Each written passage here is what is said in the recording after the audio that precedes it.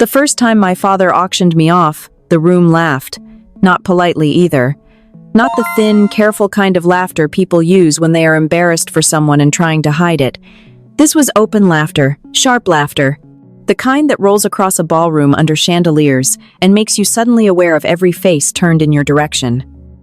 I stood on the small platform at the front of the Grand Mercer Hotel ballroom in St. Louis, wearing a simple navy blue dress I had chosen because it was modest and neat and would not attract attention. My father held the microphone in one hand and a champagne flute in the other, smiling like a man who had spent his whole life being rewarded for cruelty disguised as charm.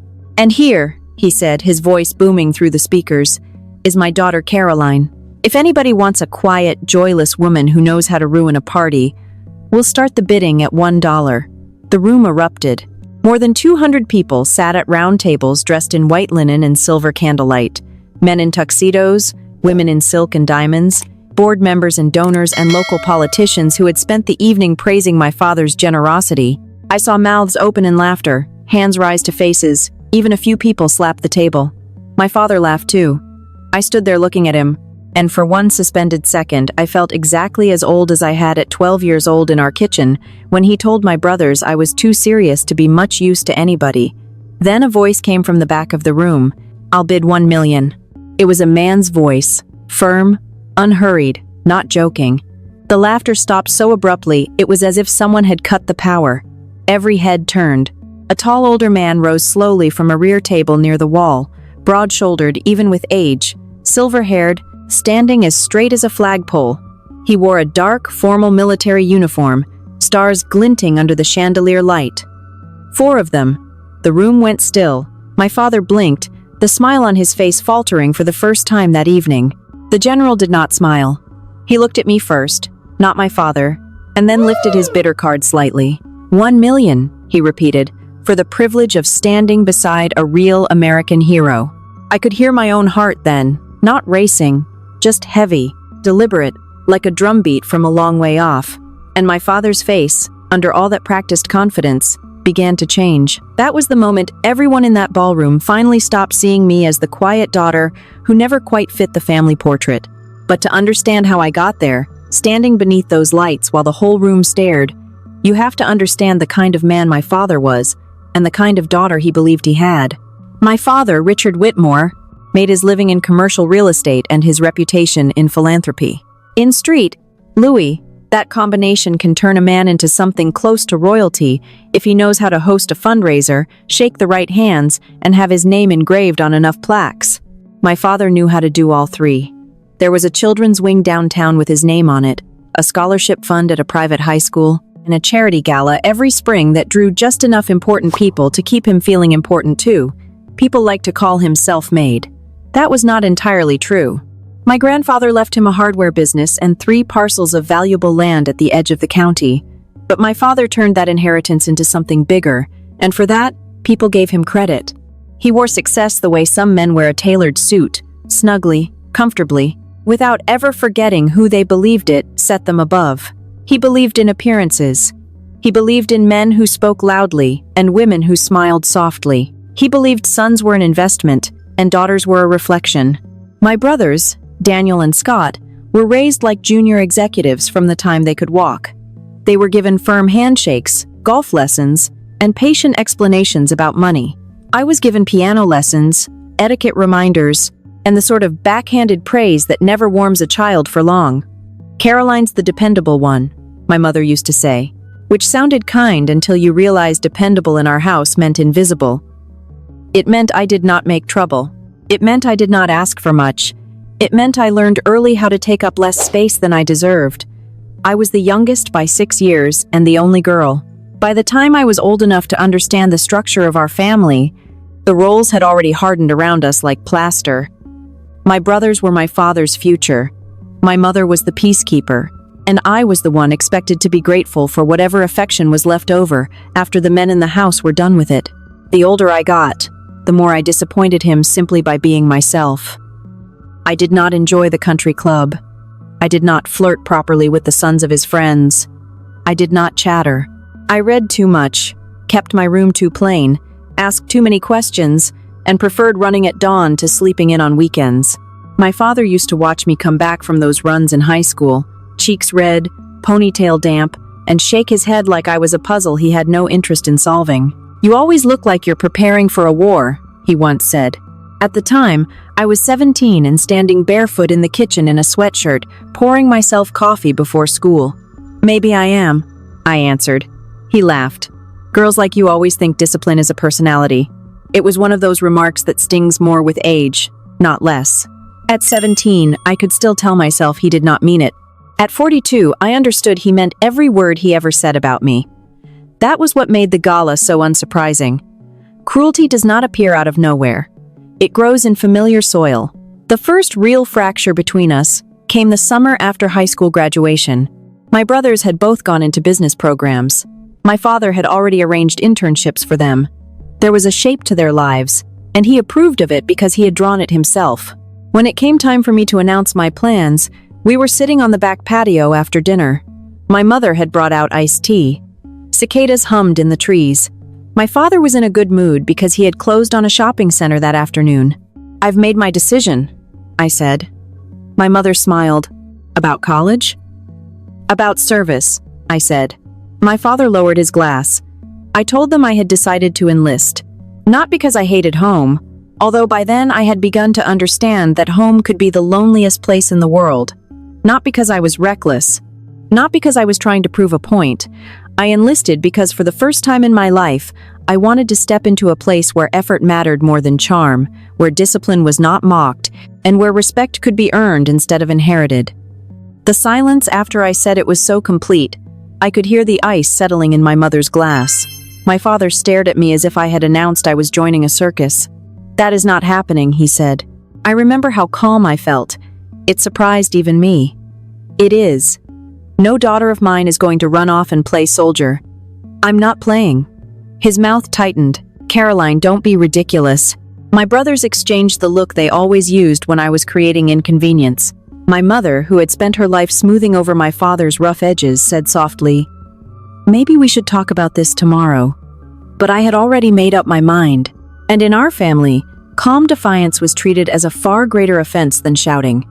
My father leaned back in his chair and looked at me with that cold, assessing expression I would come to know far too well. "You're doing this because you can't compete in the real world," he said. "You're running toward uniforms and rules because you don't know how to make a life on your own." I looked at him across the patio table, at the man who had never once asked what I wanted besides what reflected well on him. "No," I said. "I'm doing it because I want to become someone you didn't build." That was the only time in my life I ever saw him stunned into silence. He recovered quickly, of course. Men like my father always do. But something changed after that night. The disappointment he had always carried in me sharpened into something more personal. I was no longer merely the daughter he did not understand. I was the daughter who had rejected the future he had assigned me. And a man who mistakes control for love rarely forgives that. Years later, standing on that ballroom platform while donors watched and my father turned me into a joke for sport, I realized he still believed he knew exactly who I was. A quiet daughter, a failed reflection, a woman whose dignity could be traded for a laugh. He had no idea that the stranger rising in the back of the room was about to make him pay for that mistake. The ballroom did not return to laughter after the general spoke. It stayed quiet in that peculiar, fragile way. A room goes silent when something real has slipped through the cracks of performance. You could almost hear people thinking, rearranging what they believed about me, about my father, about the moment they had just witnessed. My father cleared his throat and gave a short, strained laugh, the kind a man uses when he is trying to pull control back into his hands. "Well," he said into the microphone, "I suppose we have a sense of humor in the back of the room." No one joined him this time. The general remained standing. He did not raise his voice. He did not need to. "I don't joke about service," he said. Something in his tone, calm, precise, unmistakably final, cut clean through the last illusion that this was still part of the evening's entertainment. I felt my father shift beside me. For the first time in my life, I could feel uncertainty radiating off him. It was subtle, but it was there. His posture tightened. His smile no longer reached his eyes. "Sir," my father said, trying to recover his usual charm, "I'm sure you mean well, but this is a light-hearted part of the program. My daughter and I, Your daughter, the general interrupted, has done more in quiet service to this country than most people in this room will ever understand. There it was. Not loud, not dramatic, just a sentence laid down like a fact. And in that moment, something shifted. Not in me, but in the room. I could feel it like a tide turning. The same people who had laughed minutes earlier now leaned forward, watching, waiting. My father lowered the microphone slightly. I think there's been a misunderstanding. There hasn't, the general said. He took a few steps forward, moving down the aisle between tables. Guests turned in their chairs to follow him. A woman at the nearest table instinctively straightened her posture as he passed. Old habits, I thought. Respect recognizes itself even when people do not yet understand why. I stood still on that platform, my hands folded loosely in front of me, just as I had been taught years ago when standing at attention for inspection. I did not move to defend myself. I did not speak. I had spent too many years proving myself in places where words mattered less than actions to start explaining anything now. The general stopped at the foot of the platform and looked up at me. For a moment, the noise of the room faded entirely.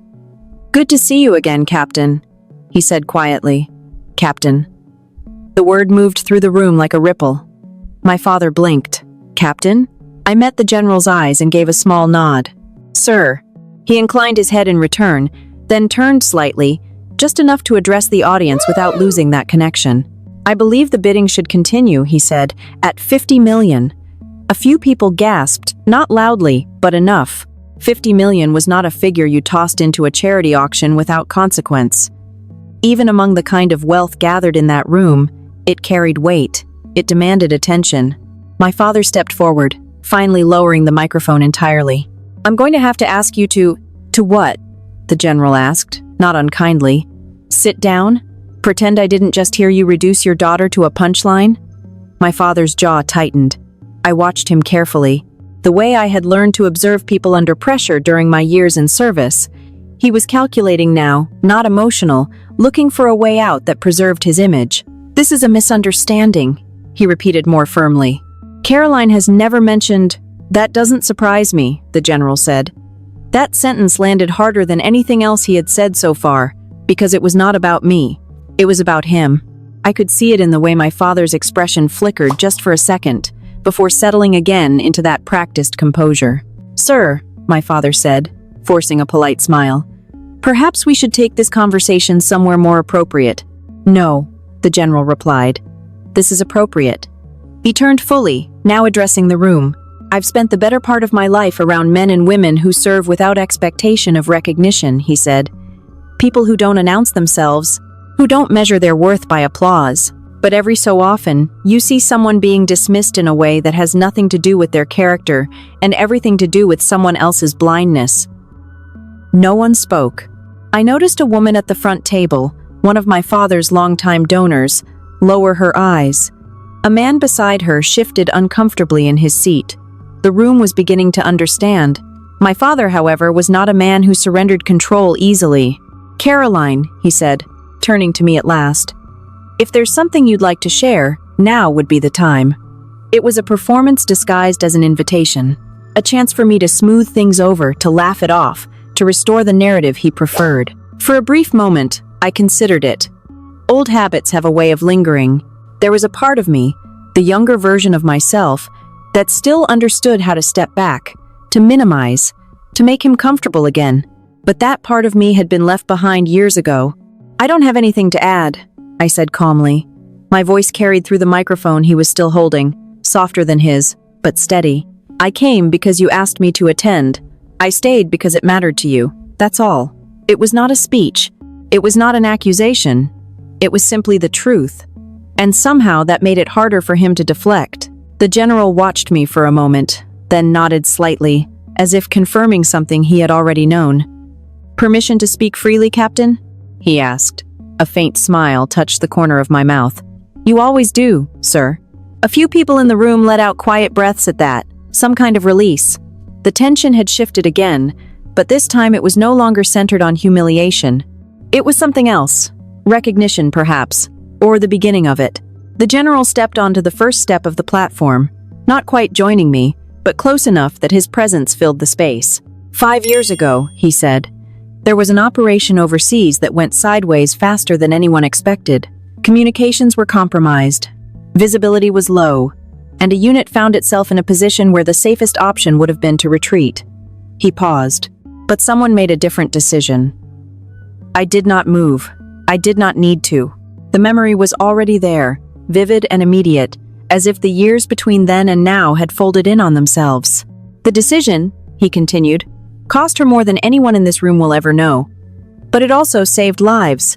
Lives that went on to return home to families, to children. A man near the back shifted in his seat. I could hear someone set down a glass. My father stood very still beside me. That officer, the general said, is standing right here. There was no applause. Not yet. Just silence. Deep, absorbing silence. And for the first time in my life, my father looked at me not as a disappointment, not as a reflection, but as something he did not recognize at all. It was a strange feeling. Not victory, not quite. Something quieter. Something that had taken a lifetime to arrive. The silence in that ballroom held, but it was not empty anymore. It had weight to it now. The kind that settles over a room when people realize they have witnessed something they cannot easily explain away later. No one reached for their glasses. No one whispered behind their hands. Even the servers had stopped moving. My father stood beside me, still holding the microphone, but he had not said a word in several seconds. That alone would have been unthinkable a few minutes earlier. The general did not rush. He stayed where he was, one step below the platform, as if he understood that what needed to be said would land harder if it was not forced. That was something I had learned too. In the field, the most effective leaders were rarely the loudest ones. They were the ones who knew when to let the truth stand on its own. Sir, my father finally said, clearing his throat again, though the confidence had drained from his voice. I think we all appreciate your service, but this isn't about me, the general replied. It was a simple correction. No edge to it, no anger, just clarity. He turned slightly, gesturing, not dramatically, just enough to include me in the space he was addressing. Your daughter has spent years in places most people in this room have only seen on television, he said. She has made decisions under pressure that most of us pray we will never have to face. I kept my eyes forward. The instinct to step back, to deflect, was still there. It had been trained into me from childhood and reinforced through years of service where recognition was never the goal. But there are moments when stepping back is no longer the right choice. She didn't talk about it, the general said. Didn't write about it. Didn't use it to build a reputation. She did her job, and she did it well. A man at one of the front tables leaned forward, elbows on his knees, no longer pretending this was background entertainment. I saw a woman glance at me with something like concern. No, not concern.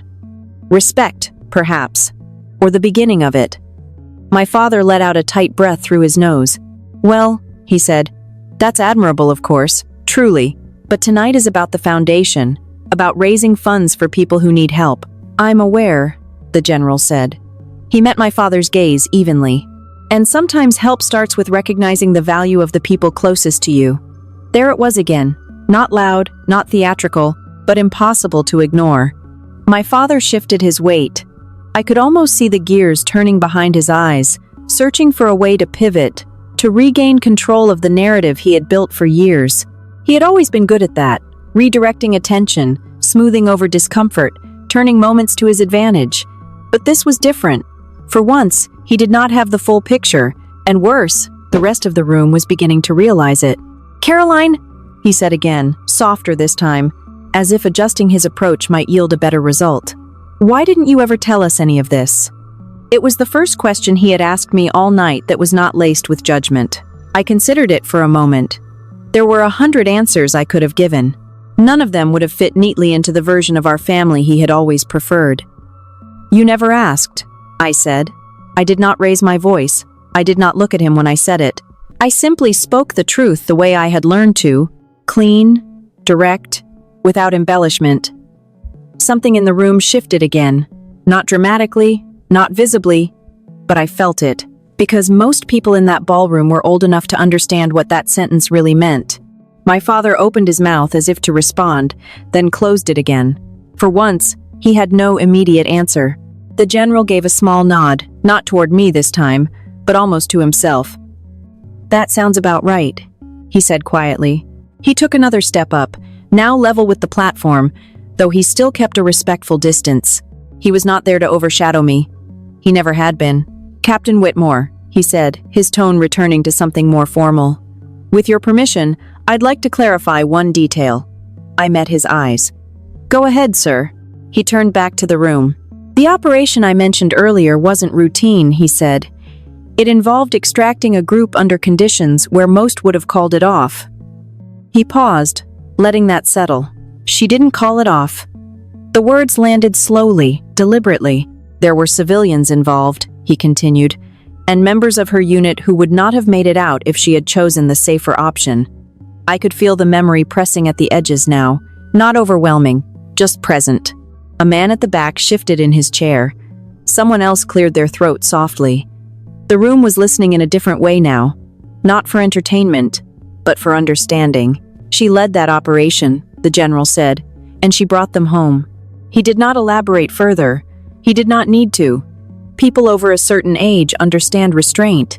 They understand that what is left unsaid often carries more weight than what is spoken out loud. My father, however, was not accustomed to restraint. "You're telling me," he said slowly, "that my daughter—" "Yes," the general replied. There was no hesitation. My father's gaze moved to me again, but this time it was not dismissive. It was not amused. It was not even critical. It was uncertain. And that, more than anything, told me how far the ground had shifted beneath him. I felt a strange calm settle over me. Not satisfaction, not vindication, something steadier than that. I had spent years proving myself in environments where no one cared who my father was, where the only thing that mattered was whether you could be trusted when it counted. I had earned that trust piece by piece, decision by decision. None of that had been for this moment. And yet here it was. The general lowered his hand, the bidding card still visible between his fingers. "My offer stands," he said. 50 million. There was a quiet intake of breath somewhere in the room. "Not for charity," he added. "For recognition." He let that sit, then looked at my father one last time. "You can do whatever you like with your gala," he said, "but I won't sit by while someone like her is reduced to a joke." He turned back to me. "Captain," he said, his voice softening just slightly, "you've never needed anyone to speak for you, but sometimes it helps if someone does." I gave a small nod. "I appreciate it, sir." He stepped back then, not reclaiming the spotlight, not waiting for applause. He simply returned to where he had been standing, as if his role in the moment had already been fulfilled. The room did not erupt. There was no sudden wave of clapping, no dramatic shift into celebration, just a slow, quiet recalibration. People sat a little straighter. They looked at me differently now, not as someone to be laughed at, but as someone they had misjudged. My father lowered the microphone completely. For a long moment he did not speak, and when he finally did, his voice had lost its practiced ease. "I think," he said carefully, "we'll move on to the next item on the program." It was the only retreat he could manage. I stepped down from the platform without waiting for instruction. No one stopped me. No one laughed. And for the first time in my life, I walked through a room full of people who saw me not as my father's daughter, but as myself. I did not leave the ballroom. That surprised me. For years, my instinct in situations like that had always been to step away quietly, to find the nearest exit, to let the moment pass without drawing more attention than necessary. It was a habit shaped early. Learn how to disappear before anyone can decide you do not belong. But that night, I stayed. Not because I wanted the attention, I did not, but because leaving would have felt too much like retreat. And I had spent too many years moving forward under harder conditions to walk away from a room simply because it had taken time to see me clearly. I made my way toward the side of the ballroom near one of the tall windows that overlooked the Mississippi River. The city lights reflected softly against the glass. It was quieter there, removed from the center of the room, but still within it. A server approached me cautiously, as if unsure whether I was someone who preferred to be left alone. "Ma'am, would you like something to drink?" "Water, please," I said. He nodded and returned a moment later with a glass. His hands were steady, but his eyes lingered for just, like half Leanna they would have earlier in the evening. "Thank you," I said. "Yes, ma'am." It was a small exchange, but it carried a kind of respect that had nothing to do with money or status. Across the room, I could see my father moving from table to table, shaking hands, speaking in low tones, trying to recover the rhythm of the evening. He was good at that. He had built his entire life on the ability to adapt in front of an audience. But there was something different in the way people responded to him now. It was subtle. Most things are at that age. A hesitation before laughter, a pause before agreement. The kind of shift that does not announce itself, but settles in quietly and stays. I took a sip of water and let my shoulders relax. For the first time that night, I allowed myself to feel something beyond control. Not triumph, not even relief, just a steady sense of balance. A few minutes passed before I heard his voice behind me. Caroline. I turned. My father stood a few feet away, jacket buttoned, posture composed, expression carefully neutral. To anyone watching from a distance, it might have looked like any father approaching his daughter at a formal event.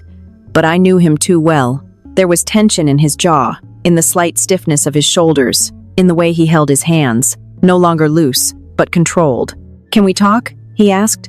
I studied him for a moment, then nodded. Of course. We moved a little farther toward the window, out of immediate earshot of the nearest tables. The music had resumed, soft and unobtrusive, but the room still carried that lingering awareness that something had happened, something people would talk about later. My father exhaled slowly. "I didn't know," he said. It was not an apology. Not yet. "I believe you," I replied. He looked at me, searching for something, anger perhaps, or accusation, something he could respond to, something he could manage. But I had none of that to offer. "That general," he said. He made it sound like you've been involved in things I was never aware of. "I have," I said simply. He nodded once, absorbing that. "And you never thought to mention it?" There it was again. Not quite accusation, not quite curiosity, something in between. I held his gaze. "There wasn't much space for that kind of conversation," I said. He frowned slightly. "What does that mean?" "It means," I replied, keeping my tone even, "that in our family certain things mattered more than others. Business, reputation, appearances. And you think I wouldn't have cared about your, what did he call it? Your service?" I did not answer right away, because the truth, spoken plainly, has a way of landing harder than raised voices ever could. "I think," I said finally, "you didn't value the kind of life I chose." He drew in a breath as if to object, then stopped. There was a long pause. Behind us, laughter rose again from one of the tables. Careful, measured laughter this time, the kind people use when they are trying to return to normal after something has unsettled them. My father glanced over his shoulder, then back at me. "You could have told me," he said, quieter now. "I could have," I agreed. Another pause. "But I didn't see a reason to convince you of something you had already decided." That was closer to the heart of it. He shifted his weight, looking down briefly before meeting my eyes again. "I may have misjudged you," he said. It was the closest thing to an admission I had ever heard from him. I nodded once. "That happens." He studied me, perhaps expecting more, some kind of emotional response, some acknowledgement of the moment as larger than it was. But I had learned over time that not every realization requires a reaction. "Caroline," he said after a moment, "what exactly have you been doing all these years?" It was a genuine question this time, not dismissive, not rhetorical, just late. I considered how to answer. There were details I could not share. There always had been. But there was also a way to speak the truth without turning it into something dramatic or distant. "I've been working," I said, "leading teams, making decisions when things don't go the way they're supposed to, taking responsibility for outcomes that don't always have easy solutions." That seemed to resonate with him, at least on some level. It was language he understood, translated into terms that fit his world. "I see," he said. I was not sure he did. But for the first time, I thought he might be trying. Another silence settled between us. Not as sharp as the ones before. More reflective. "I shouldn't have said what I said up there," he admitted finally, nodding toward the platform. "No," I said. He winced slightly at the directness. "I thought it was harmless," he added. "It wasn't." He nodded again. We stood there for a moment longer. Two people who shared a history, but had never quite shared an understanding of each other. "I'm going to finish the event," he said after a while. "People expect that." "I understand." He hesitated, then said, "Will you stay?" It was an interesting question. Not a command, not an assumption, a request. "I'll stay for a little while," I said. He nodded as if that was more than he had expected. "Thank you," he said. Then he turned and walked back toward the center of the room, his posture straightening as he stepped once again into the role he knew best. I watched him go. Not with resentment, not with forgiveness either, just with clarity. For most of my life, I had been trying quietly, steadily, to become someone whose worth was not measured by his approval. That night, under those lights, with that room watching, I realized something important. I already had. The program resumed, but the evening did not return to what it had been. You could hear it in the applause. Still polite, still appropriate, but measured now, careful. People listened differently. They looked at the stage, at my father, at each other, and every so often their eyes found me again, as if confirming that I was still there, and that what had happened had not been imagined. I remained near the windows for a while, then moved slowly through the room, not to be seen, just to be present. A few guests approached me quietly, respectfully. A retired couple from Clayton thanked me for my service.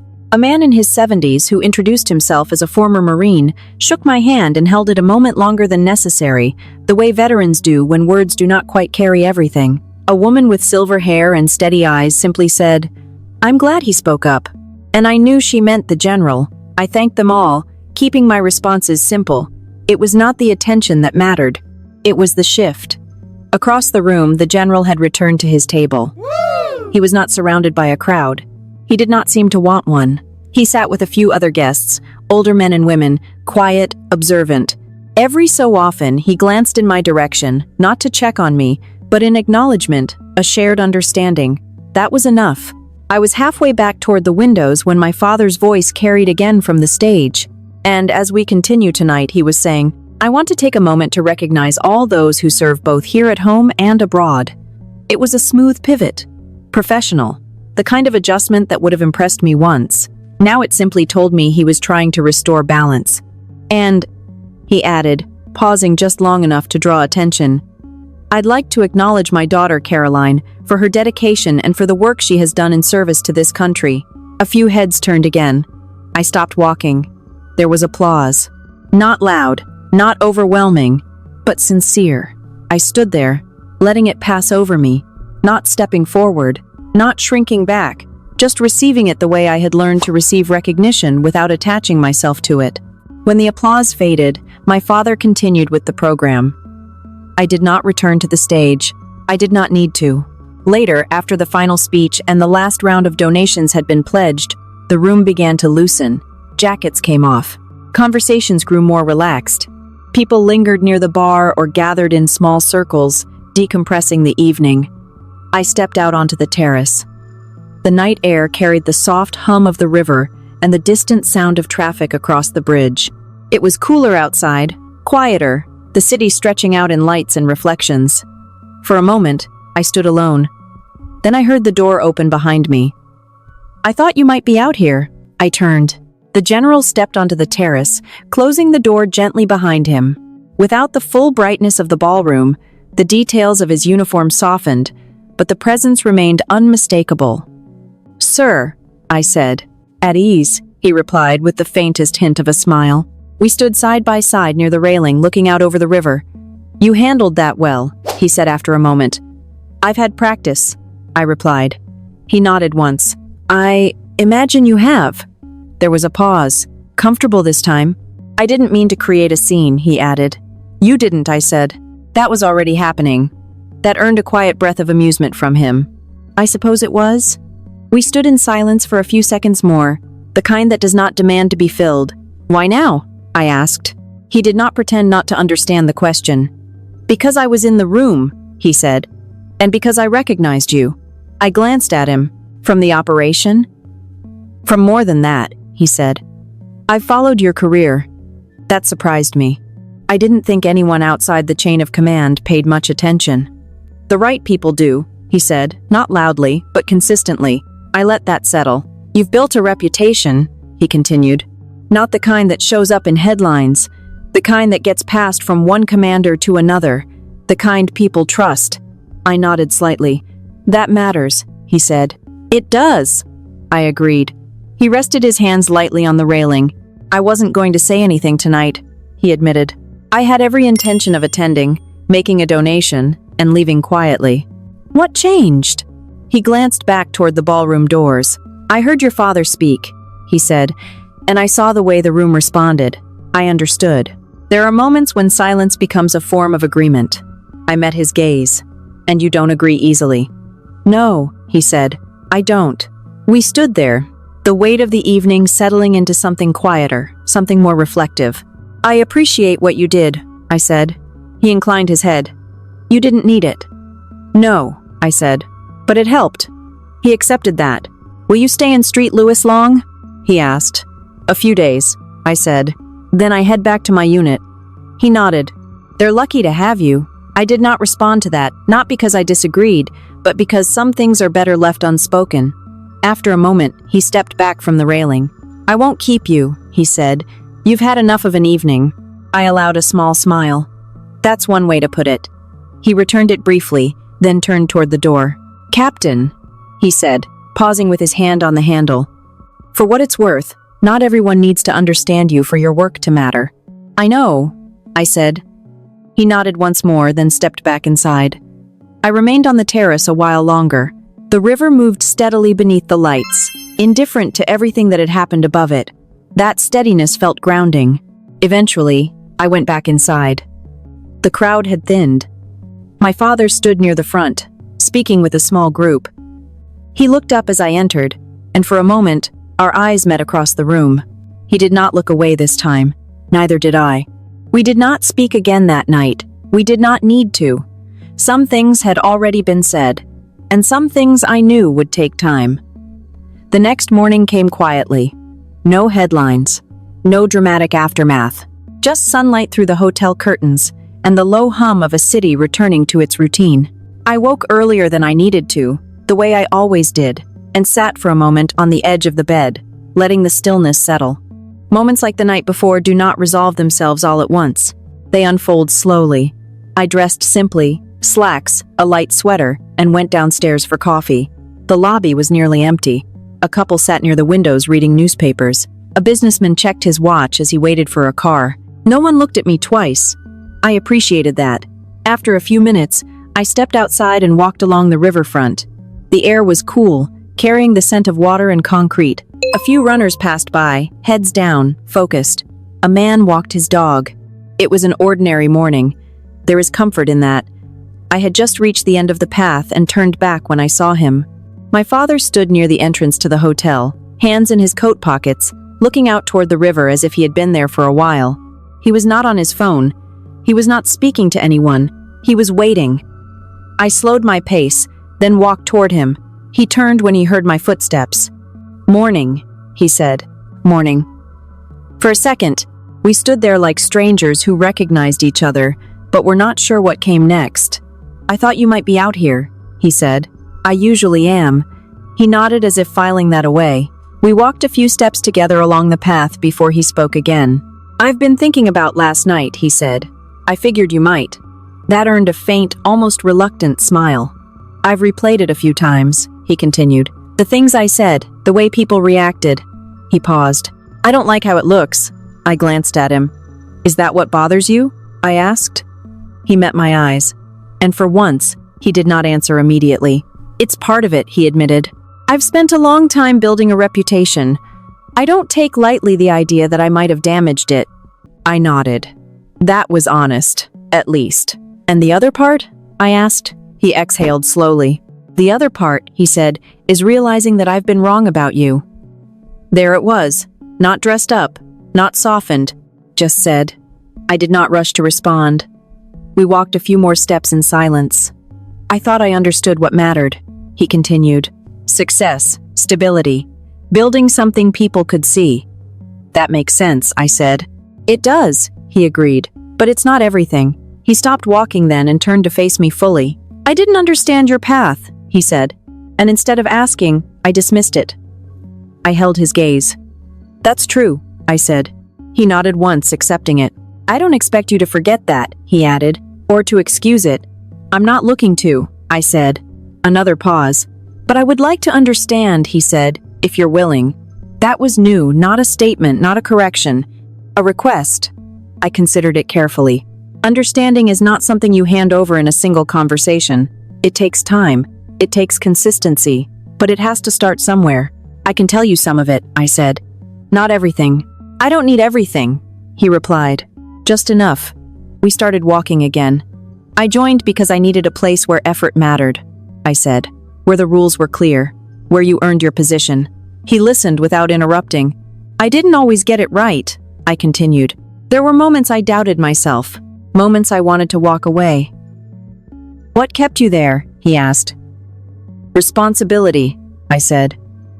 Once people rely on you, walking away isn't just about you anymore. He nodded slowly. That I understand, he said. I know, I replied. We walked a little farther. There were missions, I added. Some went as planned, some didn't. He glanced at me. The one he mentioned last night, he said. Was it as serious as it sounded? Yes. He did not ask for details. He did not need to. I made a decision, I said. It wasn't the safest one, but it was the right one at the time. And you'd make it again. I thought about that. Yes, I said. He looked out over the river again. I spent a long time thinking strength looked a certain way, he said. Confidence, control, being the one in charge. I did not respond, but watching you last night, he continued. Standing there, not reacting, not trying to prove anything, that was something else. He turned back to me. That was strength too. I let that settle between us. Different kinds, I said. He nodded. Yes, different kinds. We reached the end of the path and turned back toward the hotel.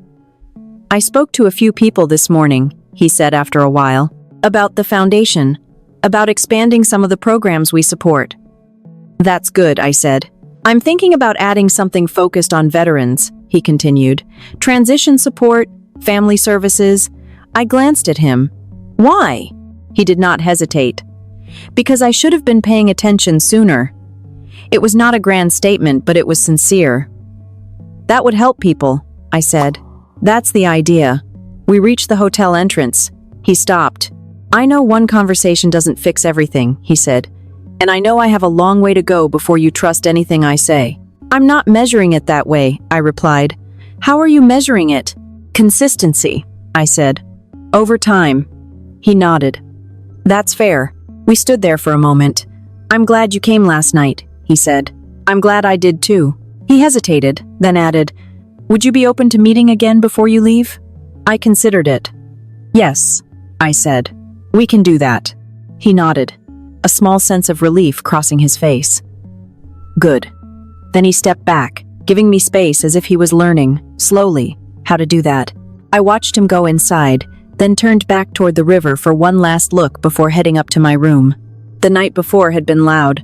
This morning was quiet, and in that quiet, something had begun to take shape. Not forgiveness, not yet, but something steady enough to build on. We met again that afternoon, not at the hotel, and not at one of my father's usual places where everything came with a reservation and a waiter who knew his name. He suggested a small diner just outside the city, the kind with vinyl booths, a counter that had seen better days, and a coffee pot that never seemed too empty.